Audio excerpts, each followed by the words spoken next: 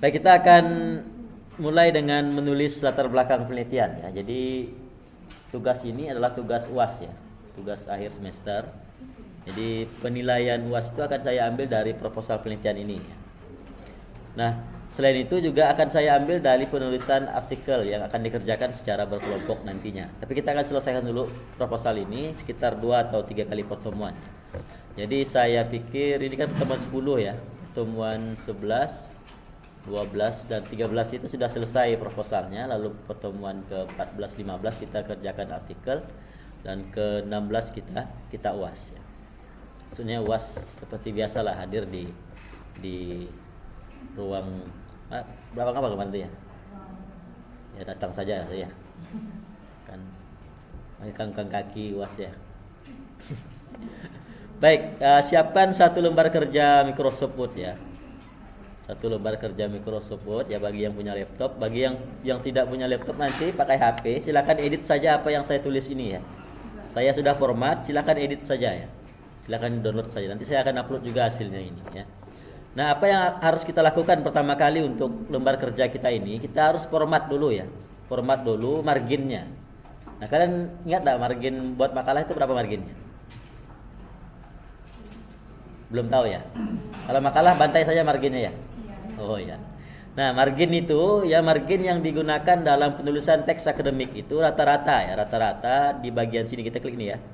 Klik yang abu-abu ini, nanti akan muncul seperti ini. Nah, ini ada margin ya, namanya margin. Jarak antar ini, jarak tepi namanya margin itu ya. Nah, bagian atas ini kita buat 4 cm ya, 4 cm, 4 cm tulis. Lalu bagian kanan ini 4 cm ya. Berarti kanan dia ini ya, bukan kanan kita. Bawah ini kita buat 3 cm. Lalu bagian kiri dia ini kita buat 3 cm ya. Oke. Kenapa kita buat seperti itu? Jadi bagian atas ini lebih lebar dari bagian tepi dan bawah ya. Karena bagian atas ini kita akan letakkan penomoran halaman ya. Penomoran halaman. Dan bagian tepi sebelah sini nih, kita akan staples ya. Jadi staples dan halaman tidak mengganggu tulisan kita ya. Jadi kita buatkan spasi yang lebih besar ya, ini 4 cm ya. Kalau sudah kita format fontnya, pakai font apa? TNR ya. Berapa ukurannya? 12. Berapa spasinya? Ya. Oke, 1,5 kita gunakan ya. Nah, kalau untuk penulisan skripsi ataupun proposal rata-rata biasanya menggunakan spasi 2. Spasi 2 seperti ini ya, 2 nih ya. Tapi untuk mata kuliah ini kita pakai 1,5 saja agar lebih nyaman melihatnya ya. Itu ya, kita pakai dulu. Tulis di sini proposal penelitian. Nah, karena ini judul awal atau subbab besar di bagian atas kita bold ya, dan kita taruh di bagian tengah ya. Lalu enter bagian A, judul penelitian.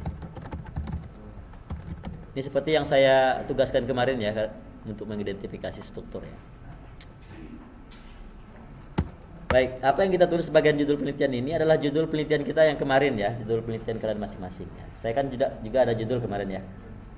Judul penelitian ini adalah,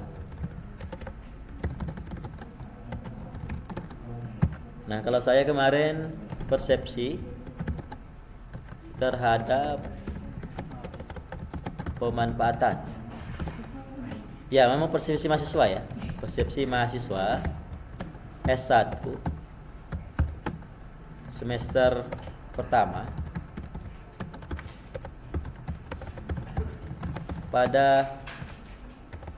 terhadap pemanfaatan Turnitin sebagai alat penelitian dalam penulisan teks akademik.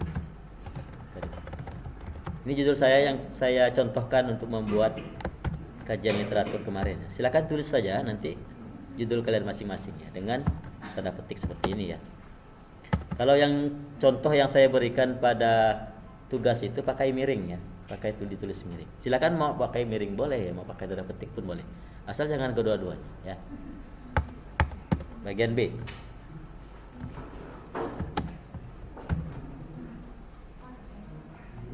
Oh, saya belum ubah ya. Belum ubah jarak antar paragrafnya ya. Kita ubah dulu jarak antar paragrafnya dengan mengklik Ctrl A, blok semua ya. Klik bagian ini. Lalu kita nolkan yang ini ya, after ini. Jaraknya tidak terlalu dekat, tidak terlalu jauh. Bukan tidak terlalu dekat. Baik. Bagian B, latar belakang.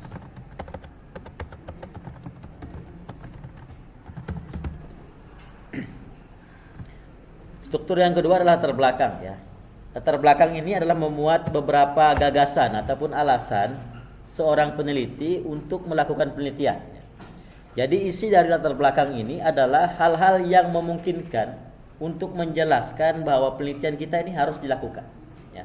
Contohlah misalnya, saya ingin meneliti tentang tingkat kepunahan satwa di hutan tertentu, hutan lindung tertentu. Maka saya harus jelaskan kenapa penelitian ini harus dilakukan. Nah, alasannya apa? Alasannya kita akan muat di sini. Misalnya alasan saya bahwa beberapa satwa liar di hutan tersebut mulai hilang, mulai jarang ditemukan. Gitu kan. Misalnya burung, gitu. Ataupun misalnya primata-primata lainnya gitu, jarang ditemukan, tidak seperti dulu gitu. Nah, itu dari pantauan asli dari penulis ataupun peneliti. Maka alasan-alasan itu yang sebanyak-banyaknya kita taruh di bagian latar belakang untuk menguatkan apakah penelitian ini bisa kita lanjutkan atau tidak. Nah, kuat atau tidaknya latar belakang sangat menentukan bahwa proposal kita diterima atau tidak oleh pembimbing kita. Jadi kalau kita kuat dalam latar belakang, maka kemungkinan untuk diterima itu lebih tinggi. Kalau latar belakangnya hanya pengertian gitu, tidak ada masalah, tidak ada penelitian terdahulu dan lain sebagainya, maka akan sulit untuk diterima penelitian itu. Nah, bagaimana cara kita membuat latar belakang? Saya akan membuatkan beberapa poin-poin yang harus ada di dalam sebuah latar belakang. Tentunya banyak cara menulis latar belakang ya. Saya ceritakan ataupun saya berikan ini sesuai dengan pengalaman saya ya, buat latar belakang ya. Yang pertama, apa yang harus ada dalam sebuah latar belakang itu adalah tentang PI-nya ya. Phenomena of interest. Ya. Jelaskan fenomena of interest. Masih ingat PI? Masih ya? Masih ingat di ingatan ya? Masih melekat di ingatan. Tugas kelompok kemarin ya. Silakan dicek lagi apa PI-nya ya. Nah, PI ini kita akan tempatkan di bagian awal untuk pembuka ya. Sedang apa yang akan kita lakukan gitu ya. Nah, PI ini kita akan jelaskan bahwa kita sedang meneliti tentang, dalam konteks ini adalah Turnitin dalam penulisan teks akademik. Yang kedua, setelah kita menjelaskan PI-nya, kita jelaskan masalahnya ya. Masalahnya apa? Masalah penelitian. Nah, masalah penelitian ini seperti yang saya sebutkan tadi ya. Misalnya kita di depan PI-nya adalah keterancaman satwa endemik Kalimantan Barat misalnya bagian depan ya, PI-nya ya. Lalu masalah penelitiannya apa? Masalah penelitiannya adalah beberapa satwa yang disebutkan gitu ya. Beberapa satwa endemik di Kalimantan Barat itu mulai jarang ditemukan. Dan beberapa wilayah yang sering ditemukannya satwa tersebut sudah dilakukan penebangan liar misal seperti itu. Maka kehidupan mereka terancam. Itu masalah ya, masalah. Perlu diketahui juga masalah penelitian itu tidak selamanya yang jelek-jelek ya, yang bagus juga masalah penelitian. Tapi dalam konteks tadi itu masalah yang jelek. Nah, kalau kita memandangnya kalau masalah itu masalah pribadi itu pasti jelek-jelek lah ya. Masalah pribadi itu. Tapi kalau masalah penelitian tidak semuanya jelek ya. Misalnya kenapa kelas I ini UTS-nya cepat selesai misalnya. Nah, itu kan yang baik ya. Tapi itu sebenarnya bisa jadikan masalah penelitian. Kenapa alasannya? Pertanyaannya adalah pertanyaan penelitiannya adalah bagaimanakah cara kelas I menyelesaikan UTS agar lebih cepat daripada kelas lainnya. Nah, masalah penelitian. Setelah menjelaskan masalah penelitian, kita harus menjelaskan evaluasinya ya. Kira-kira dari judul ini apa evaluasinya? Ada yang masih ingat? Apa evaluasinya? PI-nya apa nih PI-nya?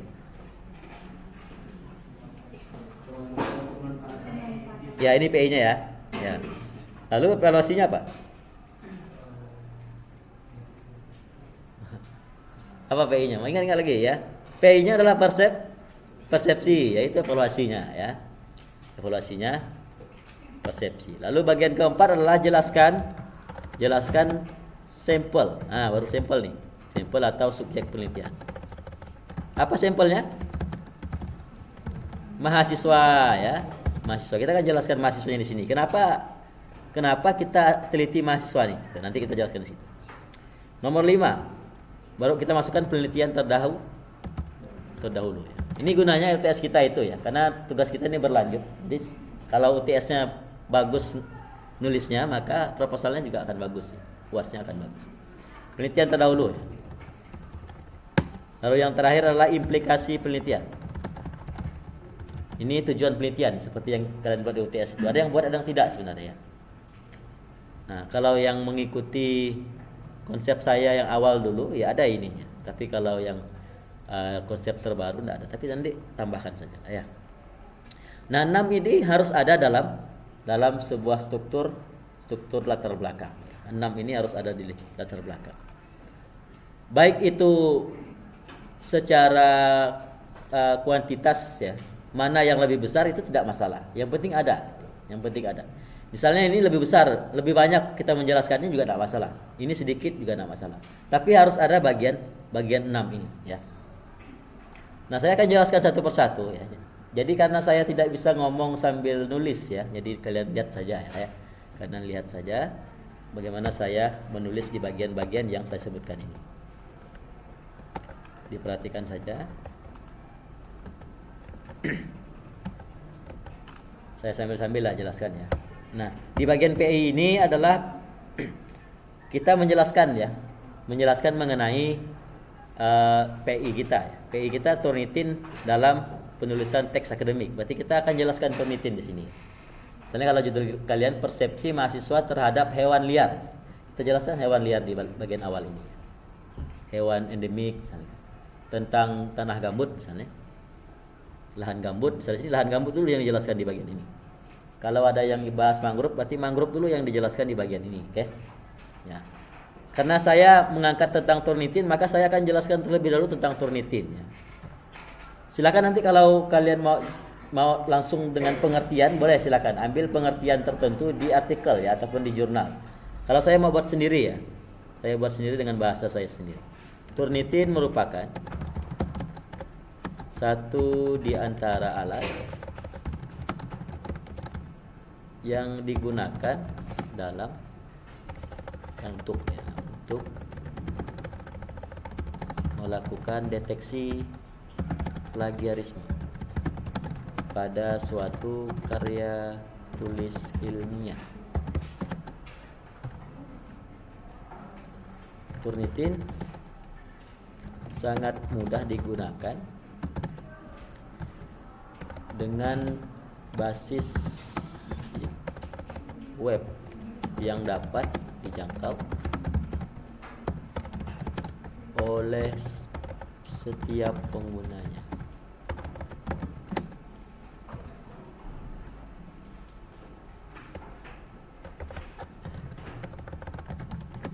Pengguna Turnitin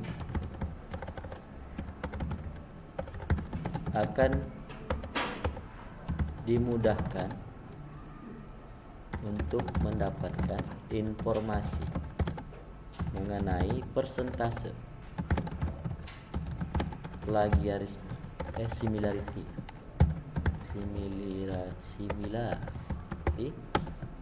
pada tulisan yang diupload, diunggah. Oke, satu. Ini pengertian Turnitin. Maka nanti silakan jelaskan pengertian PI-nya. Boleh ambil dari internet ataupun boleh silakan buat sendiri kalimatnya ya. Lebih bagus sebenarnya ngambil di ini ya, ambil artikel langsung gitu ya. Tapi di parafrase dan citasi. Nanti saya akan jelaskan citasi di bagian ini ya. Nah, setelah kita memasukkan pengertiannya, kita masukkan kelebihannya ya. Masukkan kelebihannya. Nah, kita akan membanggakan dulu nih Turnitin nih ya. Kita banggakan dulu dia nih. Selama ini Turnitin telah memudahkan penggunanya untuk menghindari plagiarisme, baik di kalangan dosen, siswa, peneliti, dan bidang-bidang profesi lainnya. Dengan adanya Turnitin, beberapa universitas telah mewajibkan pemanfaatan aplikasi tersebut sebagai syarat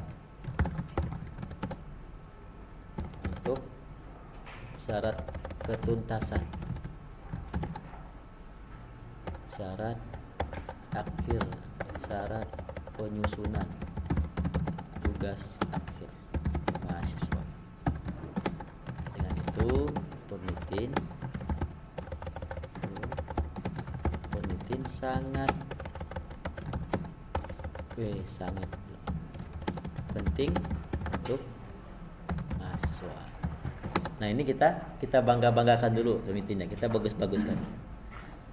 Nah, setelah ini baru kita ungkapkan beberapa masalah ya. Kita kontradiktifkan. Itu ciri-ciri latar belakang biasanya. Dibagus-baguskan dulu untuk naik-naikkan, jatuhkan. Itu ciri-ciri itu.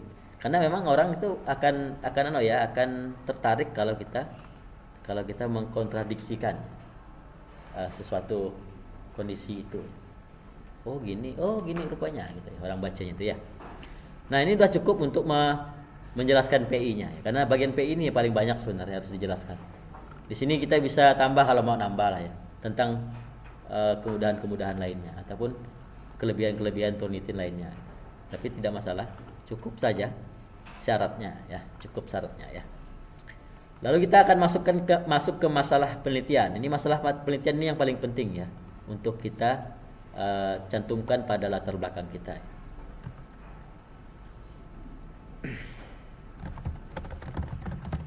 Pemanfaatan Turnitin sebagai alat yang wajib bagi mahasiswa dalam menyelesaikan tugasnya tidak mendapatkan berbagai tanggapan.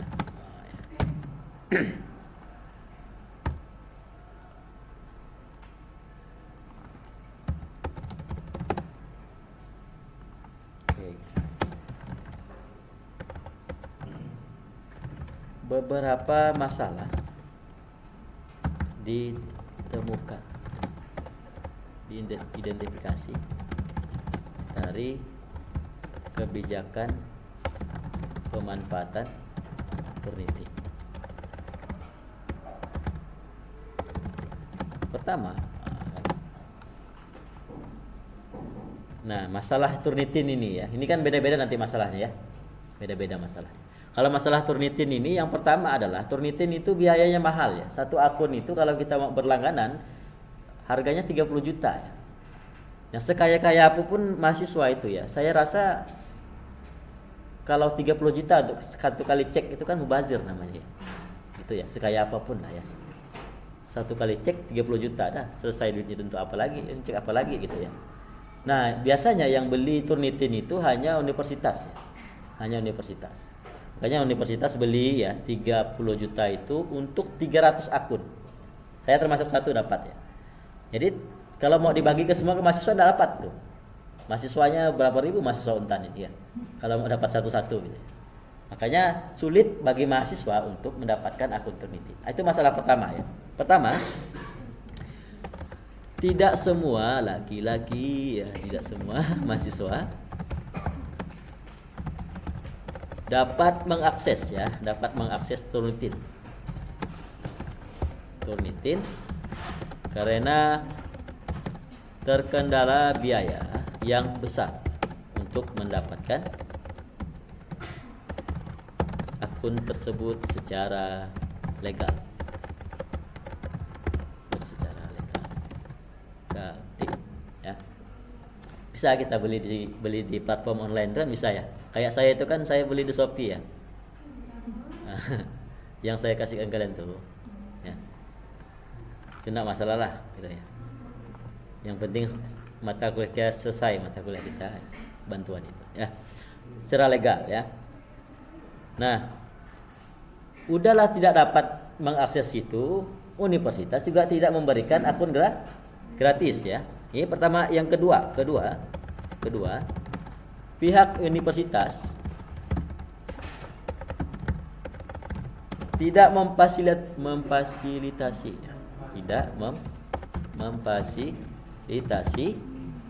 mahasiswa untuk melakukan cek secara manual, sehingga mahasiswa membeli akun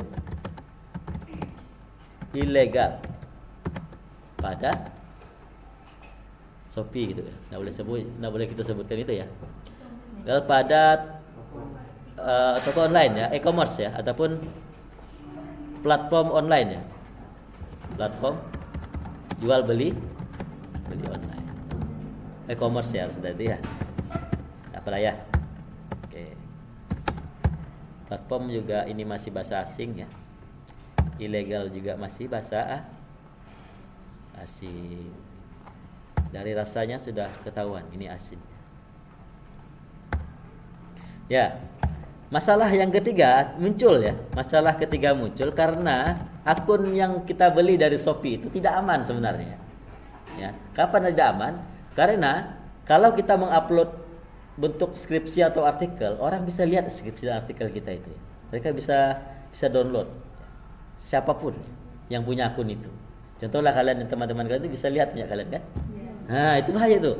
Bisa jadi ya skripsi yang kita cek Turnitin itu diambil orang. Saya baru lihat di akun Turnitin yang punya kita itu, di atas tuh ada jasa penulisan skripsi. Nah, itu bahaya tuh. Siapa tahu skripsi kita yang kita upload situ dijadikannya sebagai bahan untuk dia jualan kan? Bahaya tuh. Ya. Makanya ketiga ya, pemanfaatan akun ilegal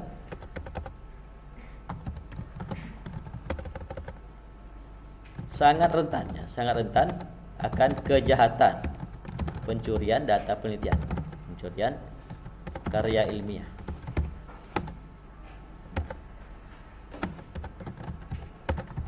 Dengan itu masalah-masalah yang disebutkan di atas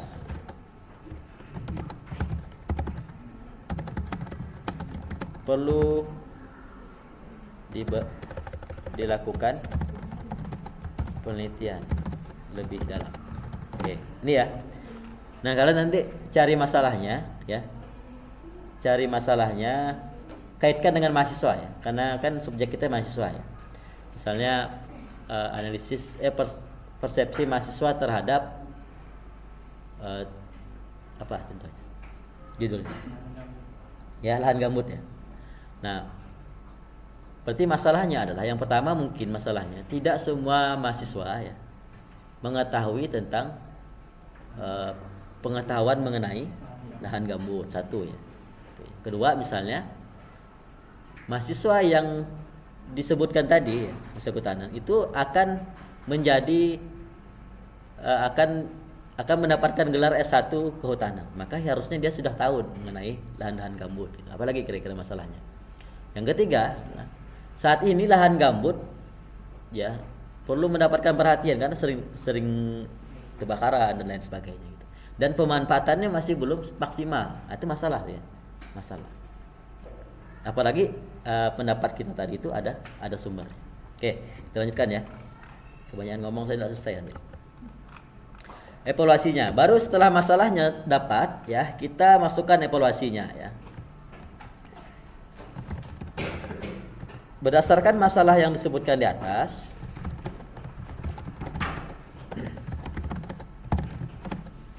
perlu ada pengungkapan secara serius ya, pengungkapan terhadap tanggapan ya mahasiswa mengenai penerapan Turnitin dalam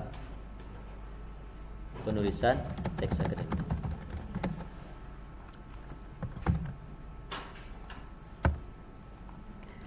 Satu di antara penelitian yang dapat dilakukan adalah dengan meneliti persepsi mahasiswa terhadap pemanfaatan aplikasi tersebut. Ini saja ya, satu paragraf saja, 2 kalimat. Oke, lalu jelaskan sampelnya. Ya, apa sampelnya? Sampelnya adalah mahasiswa. Mahasiswa apa? Program studi ya. Mahasiswa program studi. Mahasiswa S1 ya, benar. Mahasiswa S1 program studi kehutanan ya. Nah, Fakultas Kehutanan juga. Universitas Tanjung Pura, Pontianak. Nah, dipilih sebagai subjek penelitian, subjek dalam penelitian ini. Pemilihan tersebut didasarkan oleh beberapa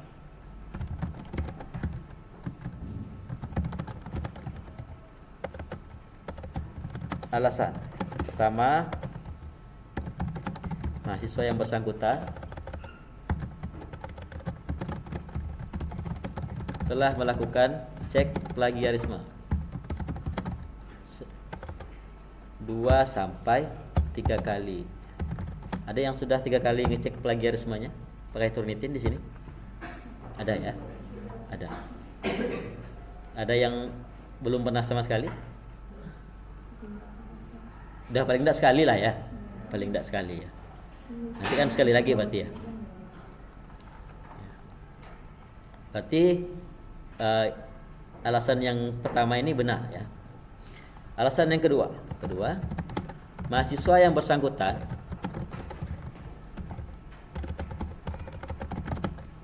telah mengetahui ya cara-cara melakukan cek Turnitin. Tahu ya caranya ya, kan tinggal upload ya, login upload ya. Tahu betul, berarti yang masalah kedua benar. Ketiga, mahasiswa yang bersangkutan akan menyusun tugas akhir yang nantinya wajib dicek Turnitin ya. Nanti kalian tuh wajib cek Turnitin ya, tapi hati-hati ya cek Turnitin tuh ya. Nanti bisa jadi diambil dah skripsinya ya. Bagaimana caranya enggak tahu juga ya. Saya enggak ngerti juga tuh ya. Saya dah takut sekarang. Dulu saya berani saja saya upload artikel saya ya. Tapi saya mikir ya. Dalam sekian kita 800 orang kemarin ya, kita bisa cek siapapun, punya siapapun itu persentasenya kan. Jadi itu bahaya.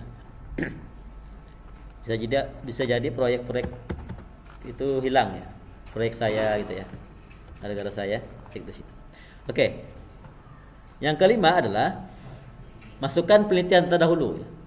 Nah, ini penelitian terdahulu ini sudah ada, kita buat di UTS. Silakan copy paste saja ya. Saya kemarin sudah UTS juga ya. UTS juga saya kemarin. Ini yang ini ya. Saya ambil saja bagian kajian literatur saja ya. Kajian teori jangan dimasukkan ya. Ini ya. Nih, copy saja nih. Semuanya ya. Masukkan sini. Hilangkan yang tidak perlu ya, yang merah-merah itu ya. Ini sebenarnya ini tujuannya ya. manfaat penelitian ya, implikasi penelitian namanya.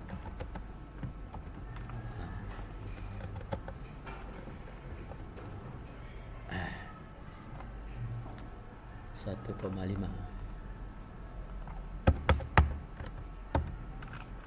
Nah, kalau kalian kan punya panjang semua itu ya, artikel penelitian terdahulunya ya, jadi makin panjang tulisannya ya. Tapi kita bukan ingin beradu siapa yang paling panjang tulisannya di sini ya. Kalau mau panjang ya, bisa minta bantuan ChatGPT ya. Tapi bukan itu maksud kita ya. Maksud kita adalah kita paham ya apa yang kita tulis ya. Itu ya. Saya tidak mengutamakan kuantitas ya, tapi saya utamakan kualitasnya. Ya. Nah, ini udah selesai ya latar belakang kita. Mudah kan? Mudah sekali ya. Mudah. Ya, semuanya itu akan mudah kalau kita tidak menyerah. Nah, itu ya. Kalau kita sudah mulai menyerah, itu akan sulit semuanya ya. Sulit semua pekerjaan apapun sulit kalau kita sudah menyerah itu ya. Tapi kalau kita tidak menyerah ya, kita belajar terus bagaimana caranya, insyaallah dia akan lebih mudah. Dan saya tidak mengukur kalian dengan kemampuan yang sama ya. Saya tidak mengukur kalian dengan kemampuan yang sama. Setiap orang kemampuannya beda-beda ya. Ada yang kemampuannya hebat dalam merangkai kata-kata ya. Ada satu lagi yang hebat dalam ucapan, ya ada satunya lagi hebat dalam analisisnya, beda-beda semua orang. Gitu ya.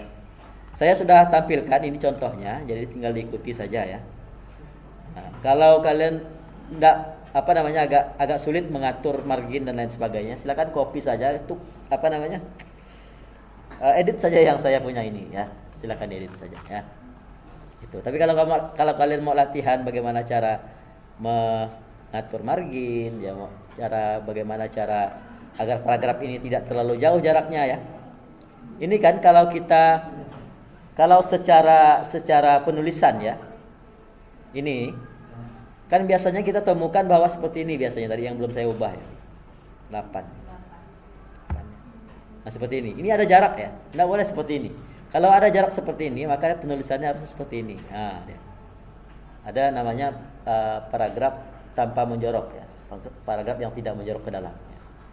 Nah, kalau kita ingin membuatnya menjorok, karena di Untan ini semuanya menjorok ya, bukan menjorok tidak baik maksudnya ya, masuk ke dalam ya, masuk ke dalamnya. Nah, seperti ini, maka kita harus hilangkan jarak antar paragrafnya ya. Seperti ini, nah gitu ya. Jadi tidak ada jarak lagi. Nah, itu kan perlu latihan ya, perlu kebiasaan ya. Nanti akan kita latihan ya, kita akan latihan bagaimana cara penomoran ya. Yang di sini lain kan, di sini lain gitu ya. Itu kan ada caranya ya. Itu akan kita pelajari sambil kita menyelesaikan proposal kita untuk UAS ya. Mohon maaf kalau banyak tipunya, karena saya tuh sering nulis saja dulu ya. Saya tidak pikirkan tipu ya. Karena kalau saya betulkan tipu dulu, nanti dalam pikiran ini terputus ya gitu ya. Jadi kan konsep itu sudah ada terbangun dalam otak kita tuh ya. Kalau tidak segera kita tumpahkan tuh, dia akan hilang. Akan hilang dari peredaran. Itulah otak udah tua ya. Tuh ya. Nah, satu lagi yang ingin saya jelaskan ya. Nah, kebiasaan seorang peneliti ataupun kebiasaan seorang akademisi itu adalah mengutip sebenarnya ya. Jadi benar apa yang dikatakan Rocky Gerung ya. Kata Rocky Gerung itu ya, kata Rocky Gerung, akademisi itu adalah perang sitasi ataupun perang kutipan. Semakin banyak kita mengutip, semakin banyak ilmu yang kita dapatkan ataupun semakin kuat ungkapan kita ya. Nah, nanti coba praktikkan ya. Di setiap kalimat yang kalian cari, ada enggak yang sama dengan ungkapan kalian? Saya buat ini ya, saya cari ya. Saya ingin karena kalau hanya kosong seperti ini, berarti kita omong kosong saja ya. Saya omong kosong saja nih, tanpa ada penguatnya ya. Itu ya. Kalau saya kasih teori di sini, berarti dia ada penguatnya. Ada orang lain juga yang berkata seperti ini, katanya. Jadi saya tidak sendirian maksudnya ya. Saya coba cari orang yang sama dengan ini, mungkin mengungkapkannya. Saya copy ya, Ctrl C. Saya masukkan di web. Nah, ada satu ya. Ini ya. Si Riz Parayanto ini bilang, plagiarisme dapat diminimalisir ya, diminimalisir ya. Dengan menggunakan software aplikasi Turnitin. Ini sama dengan yang saya sebutkan ya pada paragraf ini ya. Nah, Turnitin merupakan satu di antara alat yang digunakan untuk melakukan deteksi plagiarisme. Nah, ini sama ya. Maka saya download si Risparianto ini ya. Saya download. Kebetulan saya sudah download ya. Karena kan ini mata kuliah diulang-ulang terus ya. Saya sudah download ya. Oke, saya lakukan citasi di bagian ini ya. Zotero. Belum dibuka ya. Salah. Maaf ya. Oke, citation Risparianto tadi namanya ya. Risparianto. Tadi sudah saya download, saya masukkan ke Zotero saya. Lalu saya citasi Risparianto. Wah, itu. Nah, satu ya, berarti ada penguat saya dalam berargumen di sini ya. Misalnya kalian bilang ya, bahwa setiap tahun lahan gambut itu berkurang. Siapa buktinya? Ada yang ngomong seperti itu. Misalnya ada beberapa peneliti yang bilang bahwa setiap tahun dari tahun 2020, 2021, 2022